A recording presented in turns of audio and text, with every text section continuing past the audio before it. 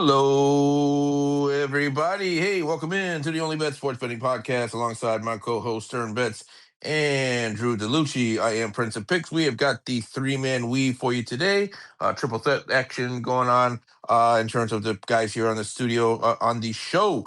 As your co-host here, we've got an excellent slate of matches taking place today all over the sports world. Of course, we got college basketball going on tonight. We do have the Champions League, the champions.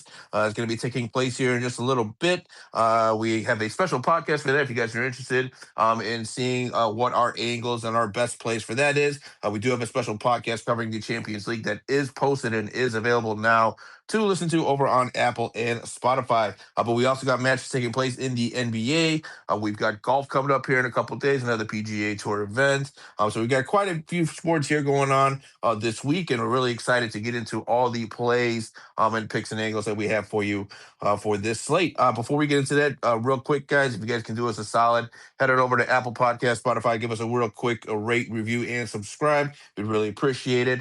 We mention it every show because we don't want to undervalue how much your support has meant to us. You guys have been outstanding with the downloads, the listens, the messages, the comments have just been great. We greatly appreciate all of it, and we're going to continue to give you our best each and every show. With that being said, let me go ahead and pass it over to my co-host, Mr. SternBets, Mr. Mose. What's going on, my guy? Hey man, reeling from an 0-2 day, but we have our man Drew who picked us right back up. His analysis on that Kansas game last night was just unbelievable. You know what? Let's just bring him in right now because I really want to hear him gloat a little bit. Wait, there was a Kansas game yesterday? I'm just kidding. I was just say this, man. Rock Chalk Jayhawk, man. It's one of those. I know people say like, oh, they lost to Cincinnati, and they lost to this. But something I noticed, and when we lose at home to teams, I mean, Bill Self's only lost 23 games, guys. Think about this at that stadium since beginning of 2003. So that's one game per year he has lost there, and in conference play, I think it's even less. It's just one of those things where you can't judge it based off last game because Kansas at night and Big Monday is just different. I love our players after the Cincinnati game. They called out, they literally said, and I love this accountability, like, hey, we didn't take them as seriously, but props to Cincinnati, not taking away from them. They outplayed us, shot us well. And I'll say this, that was one of the most well ref games I've ever seen Cincinnati. I watched it in Vegas. Very disappointing. They couldn't miss threes. They shot on us. They played great defense. So shout out to them there. But I'm gonna say this, guys. Never fade a team. I posted in the chat that the coach is 40-0 on Big Monday, now 41-0. He's never lost. I heard a new stat. He never lost to the same coach twice in Allen Fieldhouse, which is crazy. Kansas has never lost as an underdog at Allen Fieldhouse during conference play. They only were underdogs 2 times before the season. They're already underdogs 4 times this year. And then another stat is Kansas hasn't lost back-to-back home games at Allen Fieldhouse ever under Bill Self. Actually, the last time they did that was 1988 to 89. I've seen teams. I try to tell people it's different at the Fog at night. If you guys don't know, it's Allen Fieldhouse. They call it the Fog, named after Fog Allen, one of the greatest coaches ever. They built it after him. He wanted to build a perfect stadium for the Jayhawk fans. And Houston, I've seen it so many times. Houston got swallowed by the Fog. You could see it later on. They started out of 11-3, big lead. I still wasn't nervous because I knew we could get back to it. Bill Self gave him a good speech. But most importantly, Kansas has at that time they actually have three top five wins, which is tied for most in the NCAA next to Arizona. So Kansas is a very tough team. One of my buddies actually said something funny. He said that if March Madness had home court advantage, Kansas would win it all. And I was like, I wish that was the case, but it's not.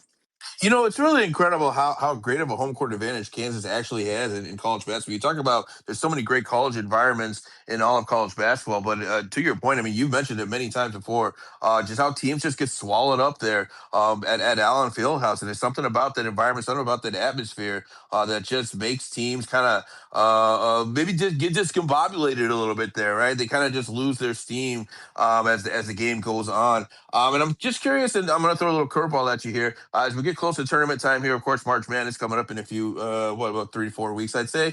How are we looking in terms of like Kansas, if we're looking at futures here? What are we looking at in terms of Kansas projections? I know March Madness can be kind of crazy, and of course you're always going to get upsets in the early rounds, but typically your cream of the crop tends to rise as you get into the later rounds. What are we thinking here in terms of Kansas's chances to win it all? I like our ability to win it all. It's something crazy. If you guys saw the stat, I knew about this even before they put it on. But like, we actually have a better record without Darren Peterson, and then we're very similar shooting wise with him. It's honestly nothing to do with Darren Peterson. But yesterday was the first game I've seen where we learned how to play with him. Because I said this before, is we Darren Peterson is so good that people like to stare at him and are amazed by him. Like, his own teammates are amazed by him, guys. Like, they stand around, but we moved around with him now. We learn how to play with him. And you know what? I'm going to say this guy's name, and people need to know him. Melvin Council, man. Like, if you don't know, like, the nickname for Kansas fans, they give him the dog nickname. They always bark when he does well and stuff because he has a dog and he's just a dog in general. And I love this team. I think this team has high chances. Bill Self even said during the SVP show, it was a great interview. He said that, like, hey, we haven't reached our ceiling. He said, I know all the other teams are doing well and they're still improving, but I feel like we have the biggest gap what our ceiling can be than any other team. And I completely agree with that because he's like, we play great defense. We rebound. We're tall and lengthy. Like, people don't realize how tall Kansas is. I don't think they have somebody that's below like 6'4". And we have two towers in the middle, Bryson Tiller and Flory Badunga. And I think Flory Badunga is going to win Defensive Player of the Year at Big 12. I don't know if you guys, that guy is amazing. He's one of the most underrated players in NCAA. I don't know if you guys seen some of the blocks he made. It was absolutely absurd. But I think Kansas has a big chance to win it all. They just need to use the same energy every time and treat every game like, it's the last game, like it will be in March. I would say they should be one of those top five contenders. I think Michigan and Duke are the class of their own, but Kansas's ceiling can be like close to Duke if they play to their potential because we do have the best player on the planet. I'll say that. And he plays when he needs to. I have no problem with him calling himself out of the game that's going viral against Oklahoma State when we're blowing them out. And I'm a Warriors fan, guys. I don't want Stephen Curry to stay in a 20-point blowout. I'd rather him sit fourth quarter. Steve Kerr's been doing that forever. So honestly, if he wants to sit out, he can as long as it doesn't cost us a game. And he really hasn't cost us a game sitting out and doing that when he does play. Yeah, there's no point in having a player play if the game's out of hand. So of course, I mean, I'm with you on that. I don't have any problem with that whatsoever. But yeah, they just seem like such a complete team. I mean, top to bottom, they're going to be a really hard out. And I think to your point, of course, you got other teams as well as Michigan. We've talked about a lot where they're kind of the up there in the cream of the crop in terms of your top teams in college basketball. But as you get to tournament time, in my estimation, it seems. And sorry for the hammering in the background. They're doing some maintenance behind me. But it seems to me that it's more about your mentality, right? It's like who's the mentally strongest team at that point because you're just going through such an emotional high and low throughout the tournament. And then when you get to the later rounds, it's just who's more mentally fit to handle the pressure, handle the moment, handle the situation. And so I think Kansas has every opportunity to get there for sure. Stern, let me bring you in. Did you have any thoughts about this at all? Yeah, I'm looking at the odds to win it all in March Madness for team futures. Who's going to be the champion?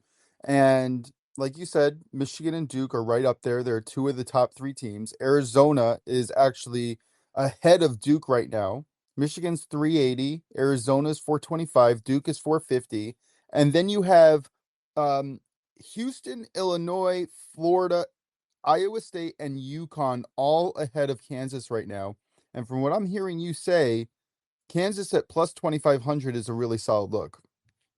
Yes, it is. And also, I actually have besides Kansas, I'm not gonna bet on my own team just for luck purposes. I do bet on them. I do a halftime, full time for good luck. I've done that since the Iowa State game, and I cashed it yesterday for plus 195. I don't recommend people betting it. I just do it for good luck. But I like Kansas's future. But I'll tell you my guys two sleeper like good value futures if you don't mind. Please, Yeah, please absolutely. Please. do. Yep. So what is Florida right now? By the way, I remember they're like plus 1,600 not so long ago. Oh, hold on. I just bet the Kansas. I put $10 on Yeah. it. Oh yeah. I gotta find it again. But I think Florida was like plus 800. Hold on. Sorry, guys. All right, Florida is plus 1,200. Yes, I love plus 1,200 for Florida. And my other sleeper team that I still think is not getting enough love from Vegas is St. John's. St. John's is a really good team. They just keep winning the Big East. They actually have a decent strength of schedule. I know people, like to crap on the Big East, but they're literally like a bunch of athletic freaks all around. I love Dylan Mitchell. Bryce Hopkins, the transfer from Providence, is coming in his own. Of course, Zuby Ejiofor is amazing. He's struggling lately, and they're still dominating. So I'd say that's great value because if they beat UConn, right, coming up this next game, I believe the game's tomorrow. If they beat them, their odds are going to spike. I think if they lose to them, it'll stay the same. Personally, I don't think it'll mean anything because they would split with UConn. But I think they're a very, very underrated team, good team, and also guys, they have one of the greatest coaches ever. I'm not, of course, saying they will win it all, but they do have a chance with how good their team. I think personally, this team, right, is better than last year's team, especially offensively. Offensively, they were lacking some firepower. I just love Dylan Mitchell and Bryce Hawkins in there with Zuby Ejiofor, and also another guy that's really good. I think he comes off the bench is Darling. He's a absolute stealing machine, and he can shoot the crap out of the three. Yeah, Yeah, Rick. Oh, sorry. sorry. Rick Pitino is one of my favorite coaches in all college basketball. So I'll never have a problem backing him. What are we getting St. John's at? What's the price That's for them? plus 6,000 right now Wow. on So it DK. Okay. was plus 7,500 last week too. Yeah. And Okay. we Awesome. I just wrote highlighted both of those down. Yeah. Go ahead. Sorry. we highlighted this game, St. John's versus UConn, yesterday, I believe, for tomorrow's slate because it is such a huge game coming up, and honestly, it's going to be one of the best, highly contested matches of the day. And if you're going to be getting plus 6,000 on them to win it all, or plus 7,500 last week, I think the value, you're right, is just going to keep dropping. I can't play too much because I'm still on Duke when I got them at plus 1,300. I'm just going to hang my hat on that. But I just sprinkled on the three futures that you just mentioned because I mean, yeah, that's fantastic right there.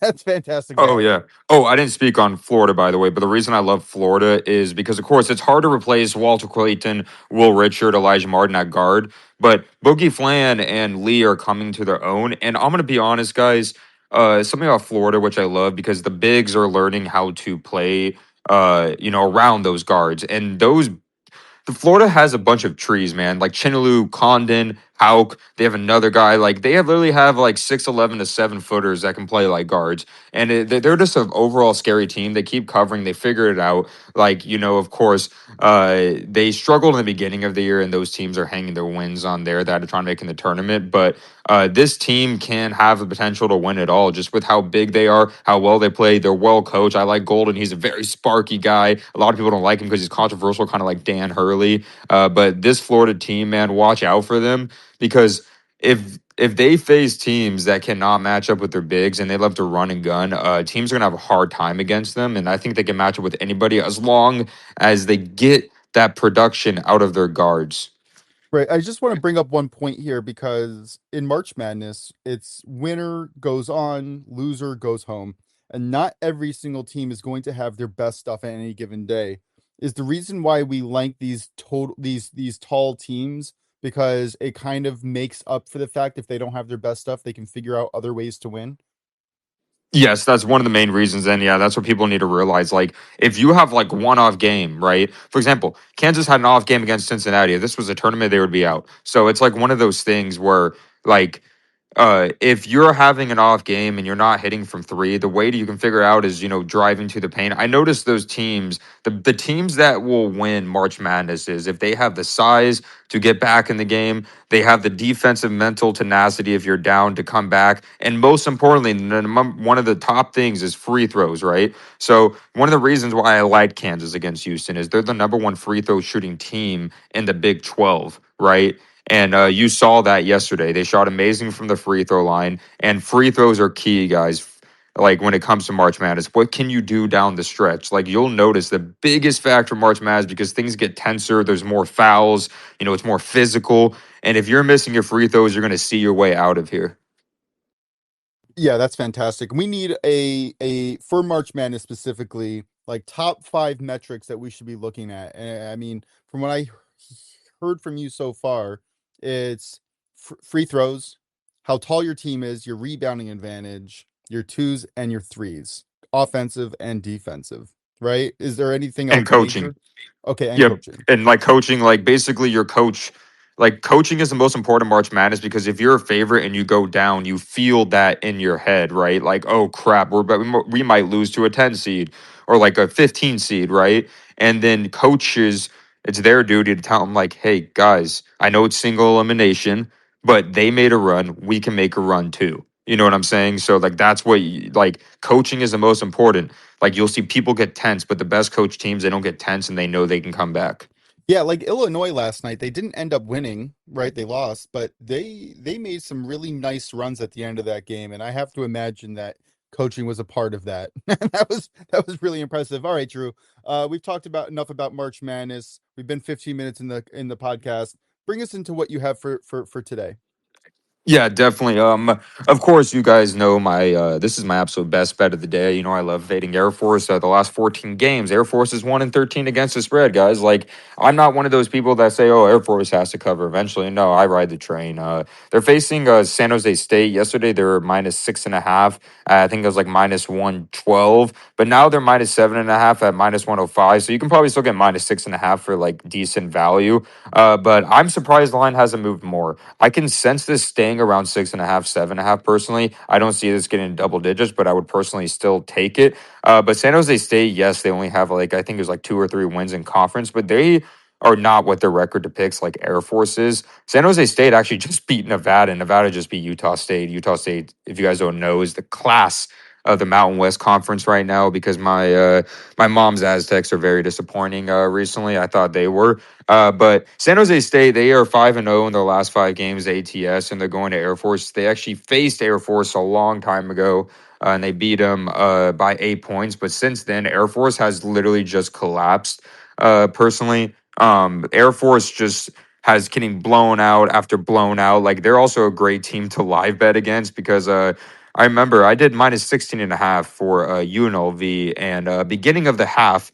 UNLV was only up by 1, and then Air Force somehow lost by like 24 points. So, something you need to know, guys, is Air Force is not a good team. I would not recommend watching Air Force. I watch them because if I bet against them, I want to watch. Your eyes may bleed because their offense is so bad. In conference, they have a sub 90 offensive rating. And they're just overall terrible team. They don't have a home court advantage, I'll be honest. Not many people show up. The only advantage they have is altitude, but I don't think San Jose State will really be affected by that. I like this team. They have someone on their team that can score 30 like that. So definitely, that's my first one. Give me Air Force to lose by 7.5 or more. Yeah, this seems like a fishy line. And can I just please just call out the fact that you said your eyes may bleed? I really wish I could cut and trim that and put it out on YouTube. Oh yeah, definitely. You guys, one of my buddies told me that, and like, cause like honestly, I would just bet against Air Force and I wouldn't watch. And then one of my buddies in my Discord would say like, yeah, I wouldn't watch them. And I was like, I'm gonna watch them. And I was like, dude, I don't understand what kind of offense they are. They literally will just go up the court, like spend 25 seconds, shoot a contested shot, or they'll go up the court, shoot a three from like 30 feet, and they airball it. It's like they'll score points in the first half, and then like second half they just run out of gas because they don't have much depth. San Jose State doesn't have much depth, but I would take San Jose State's walk-ons over Air Force's starters. That's a strong statement. All right, what do you got for us next? Yes, my next one. I know we talked about this in the chat. Personally, I would have taken it at 5.5. I haven't taken it yet because right now it's at 3.5. So we have St. Louis at Dayton. It's at 3.5 for -112 on DK right now. I know why Dayton's gaining steam because they have been playing well lately. But my model says it should be -7.5. So I'm definitely going to trust my model.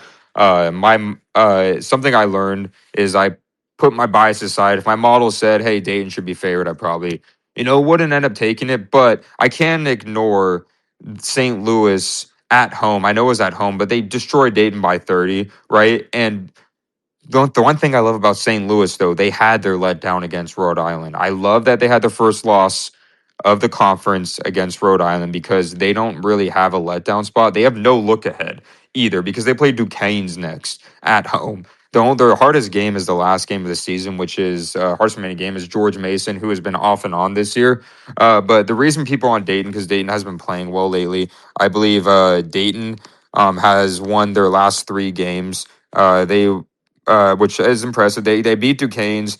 They went to George Mason and beat him by double digits, and they beat Davidson by double digits. But the problem is, if you look at those 3 games, you look at that game before those 3 games, they lost to VCU. Yes, it was at VCU by like 26, right?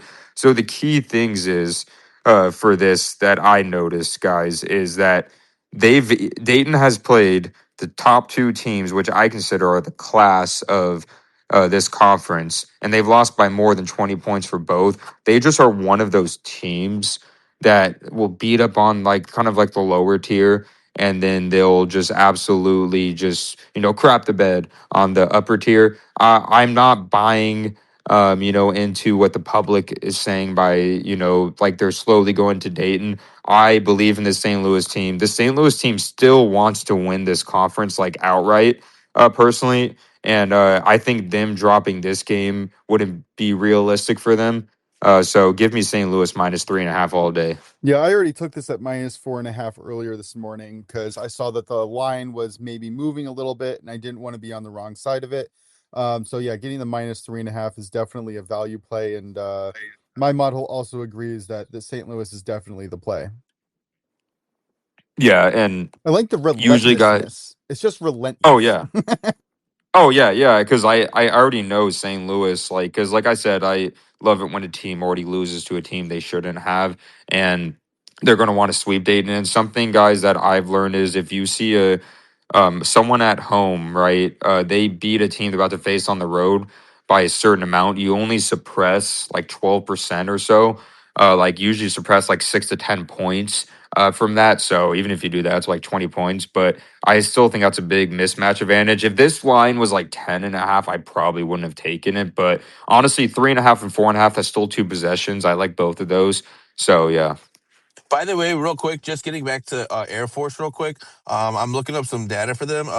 From what I'm seeing here, they are the second worst team in all of college basketball in terms of covering the spread. They cover the spread at just 26% on the season this season. So, from what I'm looking at here, they're pretty much an ultimate fade. To your point, as far as them against the spread here, they're not very good at all. Yeah, the only times they do cover is the non-conference games, I've noticed. I checked their last 14 games, they're 1-13 ATS. And the only reason, can I tell you guys, remember the one time they didn't, they did cover was against GCU. GCU was up, we did the minus, it was like 24.5 or something, and GCU was up 30 at half, and they let off the gas and they didn't cover somehow. Yeah, that was brutal. I had that win with you. A blind squirrel finds a nut every so often. Yeah. I do have one more that I like. So I wanted to do the Auburn game, but my model says don't touch it. I know Auburn's just a very analytical team. They had a really good win against Kentucky. I was very impressed with it. And then I don't like Oklahoma. Oklahoma is not good, but Oklahoma is very capable to win at home. Honestly, it could be an obvious game and Auburn blows them out, but I don't want to risk it with Auburn. I know we've had our struggles with betting on Auburn in the past, especially on the road. That's a game I'm going to leave on. It's going to be hindsight is 2020, but that is sports. You can't kind of dread on that. And then another game that I wanted to do was Miami, Florida at Florida State. My model said the spread is like right where it should be. It's like -2.5 right now. My model said like -3 to 3.5. Florida State did beat them at Miami, but Miami's due for a bounce back. But both teams are very weird, so I want to stay away from that ACC game. But lastly, I will say I do have my other bet. I do have a double up. I don't do much of these, but I do like this a lot. I have a 3-team one that equals -114. I know some people like that, doing that. So we have Miami, Ohio at Eastern Michigan. So I don't like the -9.5. It's funny because I think Miami, Ohio is 5th in the nation at covering, and Eastern Michigan is 9th in the nation at covering. But I like Miami, Ohio to win this. I know people keep trying to fade Miami, Ohio when they're 26-0. Not 26-0, like they're OH, the Ohio dad joke of the day. But Something I will say though about Miami, Ohio basketball is they can score at will. Eastern Michigan does not have a good defense. Eastern Michigan actually did almost beat Akron, and I was very impressed at that.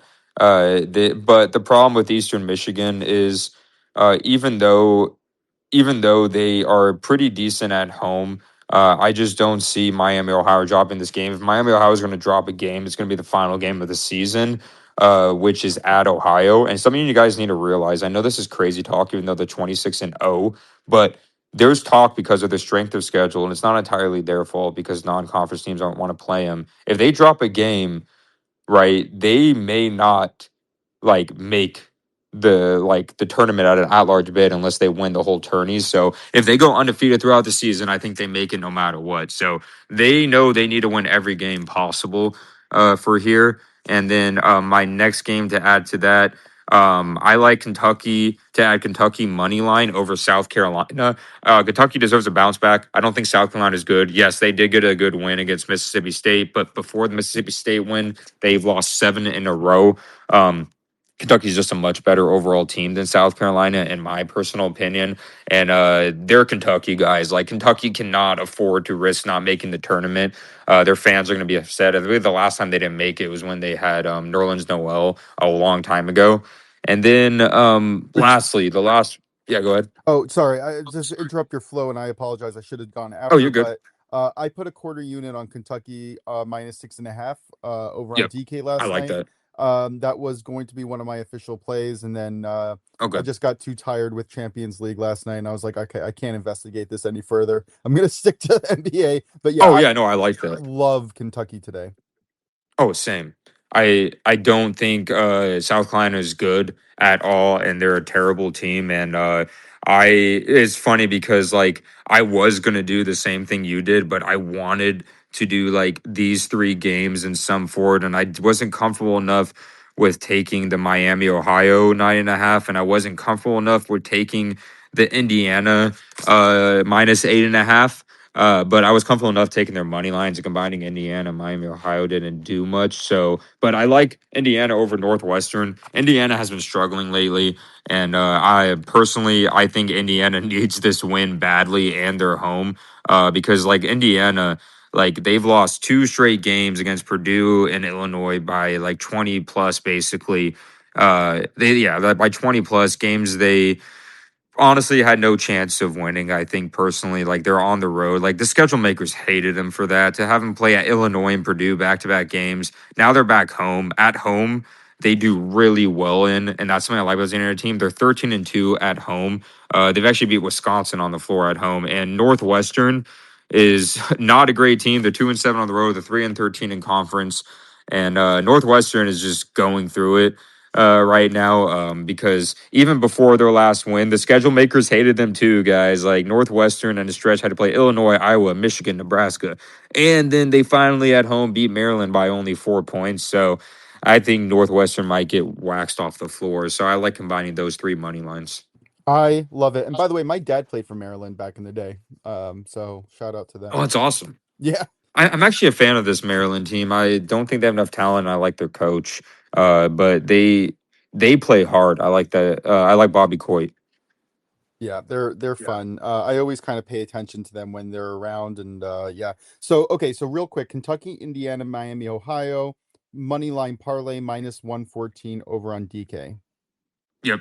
Perfect. And remember, guys, to the listeners, Miami, Ohio. There's 2 Miamis playing today. Miami, Ohio. Yeah, you gotta be careful with that. Yeah. If the line is Yeah. shitty and you're getting +200, just understand that that's not the right line, and not the right games. Yep. Because I've had people make that mistake in my Discord I'm in, and I'm like, no, Miami, Ohio. Yeah. I did look really hard at that FSU Miami game. I just couldn't pull the trigger on anything. Yeah. I went to high school I in wanted to. Miami, so I really, I like the home field. I mean, to be fair, I've lived in like 7 or 8 different places, so I have a lot of home teams to root for. But Miami is, that's where I would have gone to college if I had gone to college. So that's kind of where it is. And for the record, I went to the Army instead of going to college because I didn't know what to do with my life. But that's a different podcast for another day. All right, recap your actually, unless you're staying to the end, let's recap Oh, I'll what we say to got. the end. I will say this too, by the way, to the listeners, because I like to help. If you guys are ever unsure about a game or your model says like, it's iffy, remember one team has to win. You can't do a hindsight is 2020. Like if you see Miami blows them out at the end of the game, right? It's like, oh, I should have bet it. You can't say that because you're putting money on this kind of stuff. So if your model's saying like, I shouldn't touch this game, even though your instincts say this, then I wouldn't do it unless the team is Michigan. But anyways, yeah, that's my advice because like I want Miami. I think Miami does win, but the metrics show these teams are actually really close. Yes, it is a good revenge spot, but you don't want to have to bet something and then regret it after if you feel that way. And if they win, so be it. It's just one of those things you want to be 100% sure when you put your money on. Yep, and the teams are familiar with each other. They're in-state rivals. This is very much a spot where you don't necessarily want to speculate unless you have a huge edge, and even then, edges can be manipulated when teams are so familiar with another. Drew, any other tidbits before we move on to the NBA? Oh no. All right, all right. So Prince, we're gonna bring you into the NBA here. I do have my pick here, but I'm gonna leave it up to you. Do you have any specific games that you want to discuss or talk about, or any reactions from yesterday? Because I really Yeah, wanted you on the show yesterday just to hear your reaction on coming back from the All-Star break, which was fun, surprisingly. Um, so what you yeah, got for us? surprisingly is right.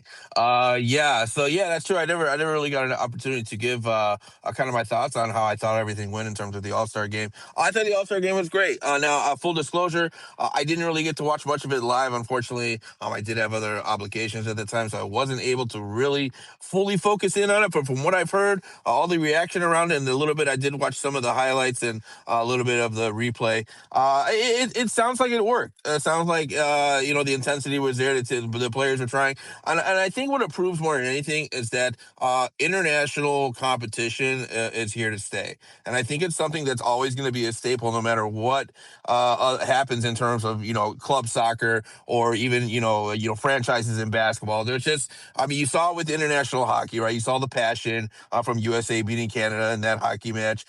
You saw it with the guys here, USA versus the world in the All Star game. And so, of course, we're coming up to the World Cup in soccer, which is the biggest sporting event in the world, bar none. And I'm not just saying that as a soccer fan. The numbers and the analytics support that. But in any case, I think it speaks to a larger topic here that no matter what else is going on, that international sports are here to stay. International competition. Anytime you have a chance to play for your country, right, in a sense, and you're competing against people from another country, another part of the world, there's just something inside you as a competitor that just, I think, brings another level of intensity to the competition in that sense. So I liked it. I thought it was great. I thought, other than the slam dunk contest, which that's long been overdue to, and it needs to be replaced. That was a thing of the 80s and 90s, but we've just seen so many dunks. I'm not sure what else they can do that's new.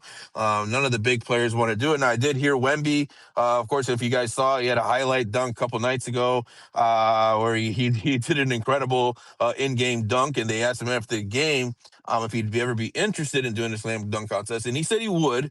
So that'd be interesting if he did it. Of course, that would get huge numbers in terms of people watching and people being interested in it. But other than that, I don't think you're going to get any big names really volunteering to do it because they don't have anything to gain, right? Because we've seen it all, and if anything, they're just going to get criticism for repeating a dunk that we've seen before. So I would say the dunk contest has been long overdue to be abolished. I don't know what you replace it with, but I just don't think it's the should be the primary event of All Star Night. I think that's been replaced by the 3-point shootout.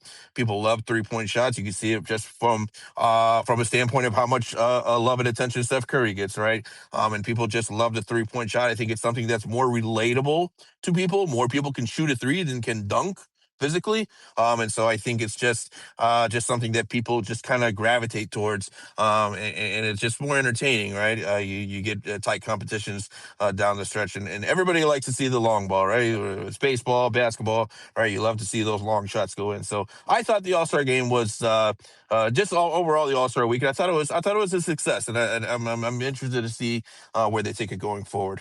Yeah, the peak of the All-Star dunk competition was NBA Live 2005, and I'll stand by that. Absolutely, 100%. That's why that was the last game to include it as well. So there was never a game to include the slam dunk contest after that one. So That was uh, pretty epic.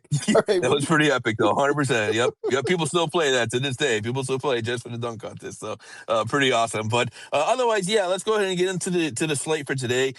Before I do that, real quick, I just got to do just a quick humble brag here, humble flex, Oh if you shoot, will. I'm sorry. I forgot to start the show out with this. Yeah, Oh, yeah, no, it's okay. Don't worry, I didn't forget. Don't worry, I got it's on my mind for sure.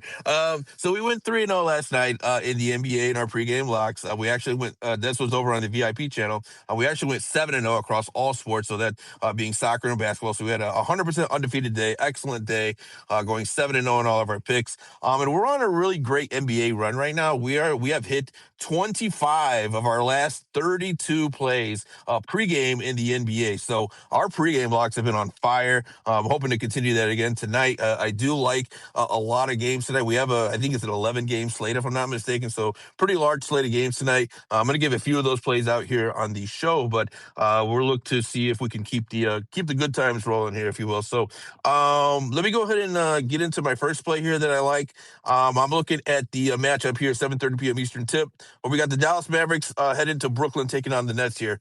This is a bit of a gross game. You do have two bad teams here trending in the wrong direction. But when we're looking at the injury report, Cooper Flag is out.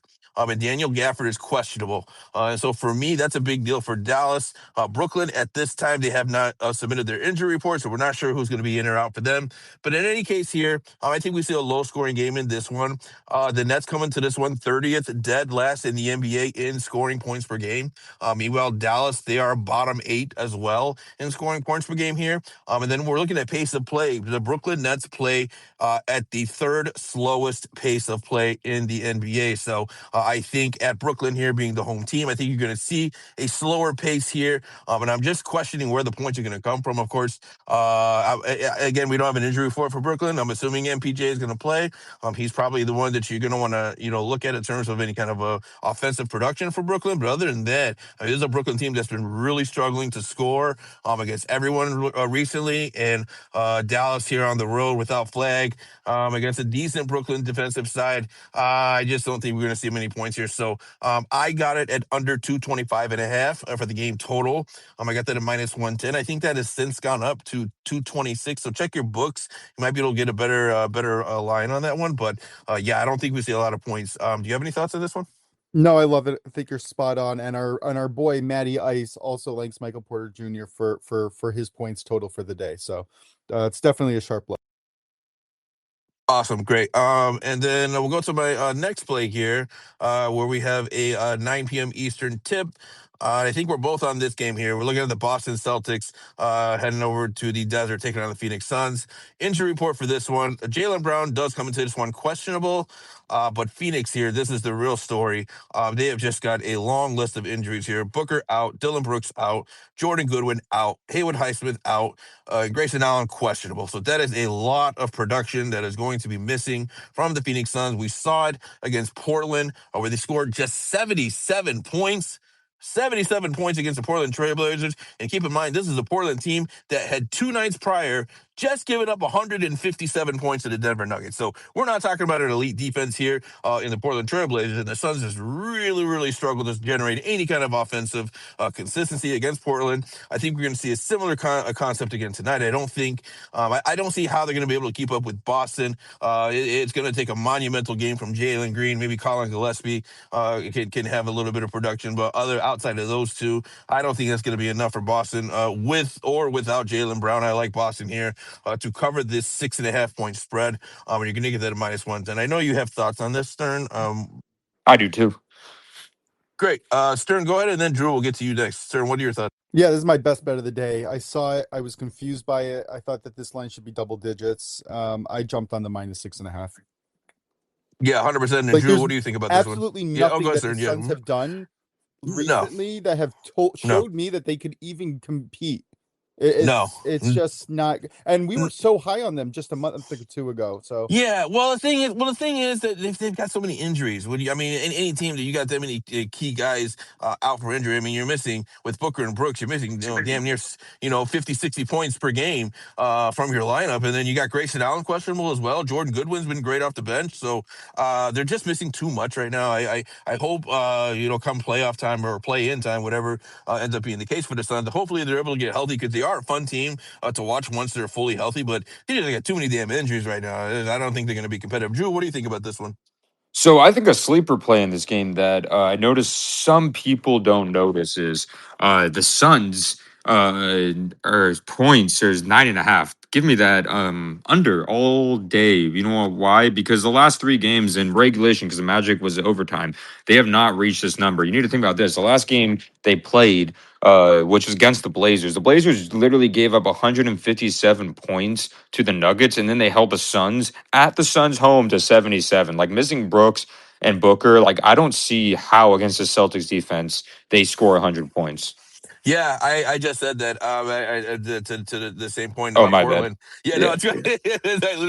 I said the same thing. But yeah, that's exactly right. And to your point as well with Orlando, it took overtime for them to get. I don't even know what they finished with, They like did, so yeah, barely over they 100 had points, right? It was 96. They had yeah, 96 exactly. points under regulation. Exactly. So I mean, there's a proof of concept here that Phoenix really struggles to score without all that production missing from the lineup, and you can't blame them. I mean, most teams would struggle in that position. I don't get why this line is so small. I think it's a smash spot I, for I the I don't Celtics. get why it's 99.5 also for the Suns. That Yeah, makes yeah, no sense to absolutely. me. Yeah, 100%. Yep, absolutely with you on that as well. I think definitely Suns going to struggle again offensively in this one. Okay, and then next up, I'll go to my final play here in the association. We're going to look at a 10 p.m. Eastern tip.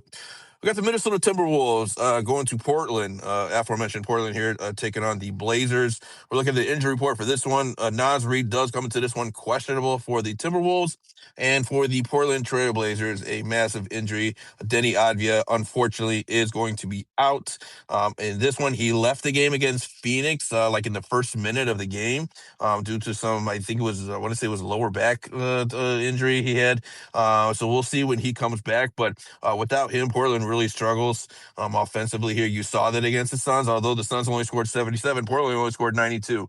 So Portland is not the same team without Denny Advia. And again, this is one of those teams that you have to wonder what their motivation is. Now, I think if you're looking at the Western standings, they're going to just by default make the play-in tournament, because if you look at the teams below them, those teams are all actively tanking. And so I don't think you're going to see necessarily a full-on tank from Portland, because it's not going to make a difference.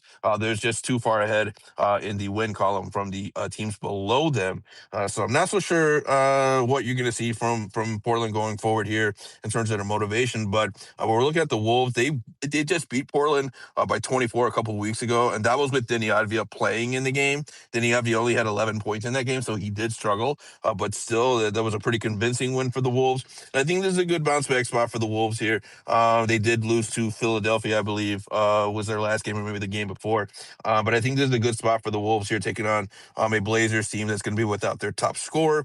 I like the Wolves here to cover a 6.5 point spread at -110. Stern, I'll go to you first. Any thoughts? no, no, I like the Timberwolves here. I think that we should have tried. I tried to fit them in a money line parlay, but I didn't like any pieces there, so I like it. Okay, and then Drew, anything for you on this one? No, I do have one more game where I like an over for. Go Sure. for it. Yeah, what is it? Go for it.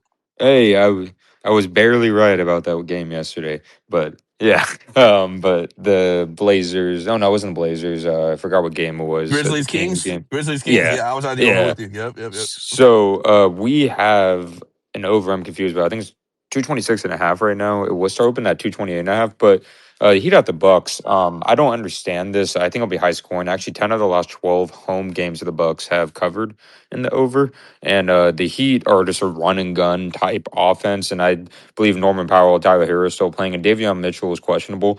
But I expect this to be a very high scoring game. I can see this being like a 130 to 120 game personally. I see AJ Green be able to hit threes, just overall. I just think I don't see this game, being below 110s and stuff like that. So I just feel like it's too low of a total for these kind of offenses, and honestly, Bucks don't have a good defense in general. Yeah, but they have been competitive, which usually pushes the score up. I actually was Yeah. really considering taking the Heat minus 5.5 on the spread. I just couldn't get there with the way the Bucks have been playing lately, but I do like that. I think that's an excellent look. Yeah, and Yeah, then I don't know about this Warriors game for my Warriors. I think we might lose, but it's gonna be that's a weird game. Yeah, no doubt. That's the Warriors who do the are Warriors so got? I'm trying to look at interesting. it. Who do the Warriors have tonight? They're Pelicans. The Pelicans. Pelicans. Oh yeah, Pelicans. Yeah, I'm on the under in that one just because I think without Steph Curry, the Warriors really struggle, especially on the road. I mean, you mentioned this before. The role players play great at home, but on the road they're different, right? And New Orleans And they also, play good defense and still. they play good defense too as well. And then New Orleans, they're a feisty team at home too. So I struggle to see where we're going to get a lot of points in this one. I'd probably, Oh, if I we're looking agree. at, you know what I mean, if we're looking at a spread, I'd probably lean just a little bit towards New Orleans, only for the fact that they are better at home. And Dejounte Murray is supposed to be playing tonight. It looks like he's in, so it's going to be interesting to see. I mean, he's been out for so long, so I don't really think that makes a big impact on the total per se. But I do think maybe that kind of increases, maybe the vibes a little bit for New Orleans. So I'd lean a little bit on New Orleans, but officially I'm on the under. I think that's a sharp And look as then well. yeah, yep. And then Anything else in the NBA? that's it for me for the NBA. Drew, did you have anything else for the NBA? Nope. Okay, let's move into soccer. We have about 15 minutes left, and we know we have the Champions League episode that we did last night. Forgot to put in our show play of the day, so I'm going to mention that in a minute. But Prince, do you have anything else for us in the soccer world today? Nothing much. I do have one other play here. It's a play that we've been attacking on a weekly basis in the VIP channel. But you're gonna have to find your books here to see if they cover this league. It's gonna be a match taking place in the England National League North, which is basically the equivalent of the sixth division in England. So the only book that I found it on is going to be Bet 365. So if you have that, you're probably going to be able to find it. But in any case, here we're looking at a match between AFC Filed and Macclesfield. AFC Filed is a team that we've been attacking on a regular basis. They are just a over 2.5 machine.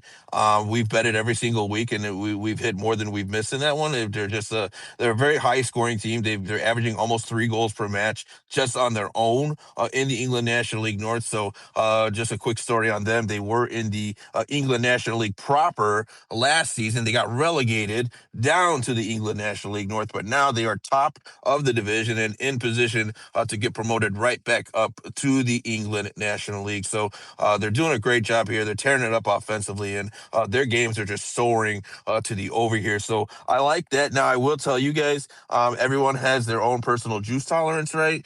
And there's no right or wrong answer. For me personally, my juice tolerance is minus 200. If I feel really strongly about a play, I'll pay the extra juice just to get the bet in, and I'll take the profits and put it in the bankroll. So this one is going to be around minus 170. Now, if you want to parlay that with something else here just to get the juice a little bit better, another game that I like here as a parlay piece is going to be again in the England National League North, where we have a matchup between Leamington and Merthyr Town.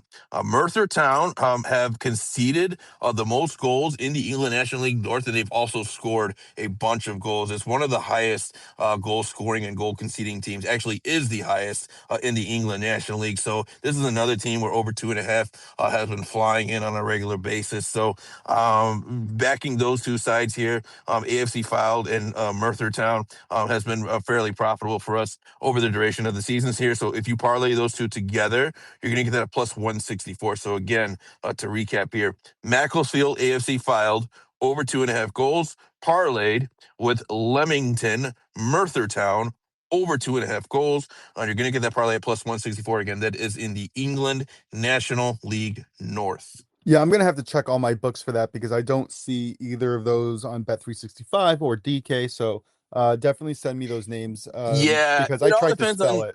not happening. Yeah, no, yeah. I'll text it. No, they're hard to spell. Yeah, for sure, no doubt about it. They're tricky spelling. Yeah, I'll send it to you. It does matter state by state. I've noticed that even the same books will offer different games based on what state you live in. So here in the Chicago, Illinois area, I bet 365. I do have it, but it is possible that maybe in other states you don't. So you just have to kind of check around, do some digging. Hopefully, you're able to find it. Yeah, Philadelphia, Pennsylvania is weird with what they do and don't allow, and I can't keep track of it because it's just so bizarre what they choose to allow and not. But all right, okay, so we have our full Champions League episode that we put out last night. We each have 7 picks throughout the next Tuesday and Wednesday, so today and tomorrow. The one play that I forgot to mention on our recap was a quarter unit play, just a little sprinkle. Both of these games, we love goals live. So if there's no goals in the first half, bet goals in the second half. And then we just said, hey, let's just put together a parlay plus 151. Inter Milan Bodo Glimt over 1.5 goals in the second half, parlayed with Juventus Galatasaray over 1.5 goals in the second half. And again, that's one plus 151 right now. We put a quarter unit, which is half of the amount that we are putting on all of our other Champions League plays. And I don't know, Prince, I'm going to give it to you if you want to just talk about why we love these games to go over in the second. Yeah, I think there's a great opportunity here to see both teams, no matter who it is. I mean, obviously, Juventus is down 3-1. I'm sorry, Juventus is down 5-2 to Galatasaray. Inter is down 3-1 to Bodo Glimt. So Juve and Inter are going to be needing to chase goals, both of them at home.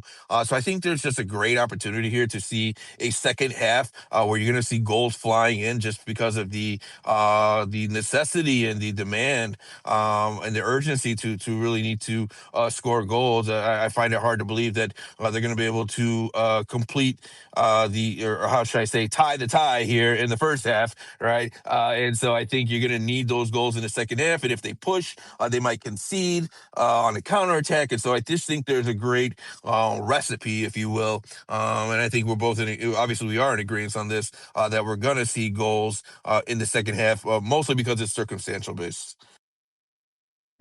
Yeah. Yep. And yeah. So yeah, definitely go listen to that podcast because I think there was a lot of great insights there. And we again 14 plays across the slate. I can't wait to watch, and it's only going off in about 20 minutes from now. So Yeah, something we to got take a Atletico and Club Brugge here kicking off. Yep, about 20 minutes at 12:45 p.m. Eastern. So we'll be definitely glued to the TV here in a minute. Yeah, by the way, I was watching the early edge this morning, and it looks like Buckets is on my play of BTTS and over 2.5 in that one. And he also mentioned that he does like Atletico Madrid to score plenty, but I was like very happy to hear that somebody else kind of Yeah, no doubt. Yeah, no, it's good to get some support from some highly esteemed and and well-known cappers. So yeah, I think there's going to be a lot of goals in this one coming up here for sure. Atletico and Bruges, neither team can really defend very well, and I think we're in for an offensive output. I did say on the podcast that I do side with Atletico in this one, but we'll see how much Bruges can contribute. But I do think we see goals in it for sure. Yeah. All right. So just looking ahead before we recap our best bets here, very excited for the NHL to return. Not to jinx myself once again, but I was on am quite on a quite of a roll here with my hockey picks. Going to be looking to fade some teams that are missing some of their Olympic players. They're going to be a little bit stretched. They've been playing intense games, the USA and Canada. So taking a look at maybe fading some of those guys. Looking forward to MLB. I am still tracking my plays. My play did not cash yesterday, so I'm going to go back to the drawing board and seeing where else I can pick a value spot. In the PGA, we have the Cognizant Classic, which is going to be very exciting. I went 1-1 on my tournament plays. I'm going to be looking to improve on that. Again, such a Harris English shooting a -6 on the last day to take it away from me by one stroke was kind of brutal. I'm actually going to bring on Michael Spellman here to maybe speak for a minute. He requested to speak, and then we'll recap our best bets, and then we'll close it off. Mike, how you doing? Hey, I'm good. I just have a question for Prince. So I was going to tell that National League North, but I don't have it on my book. Do you have any National League plays? I don't at this time, but I know those matches are kicking off here, I think, in a couple hours. So, give me a little bit here, and I'll try to do some quick research and see if I can come up with something. I know one team in particular that we attack a lot in the English National League is Aldershot Town. Unfortunately, they're not playing today. That's a team that I usually try to single out. But let me take a closer look at it, and I'll try to post something over on the VIP channel for that one. Cool. Thanks, man. Appreciate it. That's all I got. Yep, Thanks, Michael. absolutely. Thank you, Mike. Appreciate you.